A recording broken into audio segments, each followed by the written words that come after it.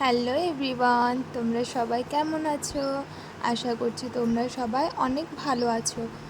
তো আজকে আমি তোমাদের সঙ্গে আমার সারাদিনের একটা রুটিন শেয়ার করছি। তো আমি সকালে উঠে পড়েছি, উঠে যাওয়ার পর আমার বিছানাটাকে ভালো করে গুছিয়ে নিলাম, কারণ ঘুম থেকে ওঠার পর যদি বিছানাটা না গোটানো হয় তো সারা দিনটা যেন কেমন একটা লাগে। তো সেই জন্যই আমি বিছানাটাকে ভালো করে ঝেড়ে নিলাম। দেখো, তোমাদের সঙ্গে কথা বলতে বলতে আমার পুরো বিছানাটা ঝাড়া হয়ে গেল। তো দেখছি বেশ অনেকটাই সকাল হয়ে গেছে। তো এই ভিডিওটা যখন আপলোড করব তখন হয়তো আর সকাল থাকবে না। তো আজকে মেঘলা ওয়েদার, চলো ছাদ থেকে একটু ঘুরে আসা যাক। তো আমি ব্রাশ করতে করতে হিলতে দুলতে ছাদের মধ্যে এলাম। দেখো আমার মা ছাদের মধ্যে কত গাছ লাগিয়ে যায়। সূর্য মামা দেখো আজকে মনে হচ্ছে মন মারা হয়ে বসে আছে। তো আমাদের আজ ছাদের মধ্যে দেখো কত গাছ লাগাচ্ছে, কুমড়োর গাছ, বেশ অনেক কটাই কুমড়ো ধরেছে। যখন ধরবে তোমাদের সঙ্গে শেয়ার করব। এটা অ্যালোভেরা গাছ, এটা অপরিচিতা গাছ। আমার ছাদের মধ্যে কি কি গাছ আছে তোমরা যদি দেখতে চাও অবশ্যই আমাকে কমেন্টে বলবে। তো চলো, ব্রাশ করার পর আমি রান্নাঘরে এলাম। প্রতিদিন সকালে যদি 1 বোতল করে জল খাওয়া হয় সারাদিনে, তার শরীরটা প্রচুর অ্যাক্টিভ থাকবে। সেই জন্যই আমি এই বোতলের জলটা শেষ করি। তো দেখি জল খাওয়ার পর আমার মা কী করছে সকালে। তো দেখছি বাবা আজকে আবার পরোটা হচ্ছে। তো দেখো বেশ লাল লাল করে আমার মা পরোটাটা সেঁকে নিয়েছে। আর পরোটার সঙ্গে কি হচ্ছে, পরোটার সঙ্গে দেখো কি হচ্ছে, আজকে মনে হয় পরোটার সঙ্গে আমাদের আলু ভাজা। এখানে আলু ভাজা হয়ে গেছে আর আমি একদিকে রায়তা তৈরি করে নিলাম। এই রায়তার শর্ট ভিডিও পোস্ট করা আছে, তোমরা যেই দেখে নেবে। আর আগে থেকে বেঁচে যাওয়া মিষ্টি দিয়ে মা একটু রসমালাই তৈরি করলো, মানে দুধ দিয়ে গরম করে দিল। আগে থেকে বেঁচে যাওয়া মিষ্টি দিয়ে কিভাবে রসমালাই করতে হয় সেটা যদি তোমরা দেখতে চাও তাহলে অবশ্যই আমাকে কমেন্ট করবে, আমি তোমাদেরকে এই রেসিপিটা শেয়ার করব। তো আমিও খেতে বসে পড়লাম, দুটো পরোটা, কিছুটা আলু ভাজা আর মিষ্টি আর রায়তা নিয়ে। তো এত কিছু রান্না হয়েছে। আমার মেজো মাসির ছেলের বিয়ের নিমন্ত্রণ করতে এসছে, তো ওনারই বিয়ের কার্ড এটা। অবশ্যই সব ব্লগ তোমাদের সঙ্গে শেয়ার করব।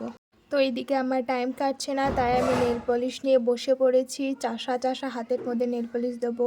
তো এখানে আমার নেল পলিশ পরাও হয়ে গেছে আর স্নান করাও হয়ে গেছে। তো অনেক দিন পর আমি নিজের নখগুলোতে জামা কাপড় পরলাম, অনেক দিন পর নেল পলিশ পরলাম।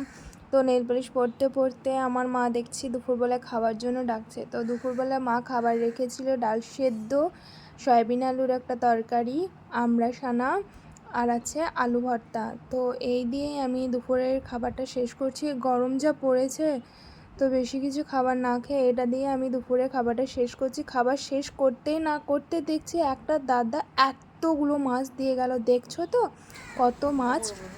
তো এই মাছগুলো বাছতে বাছতে প্রায় সন্ধ্যা হয়ে গেছিলো।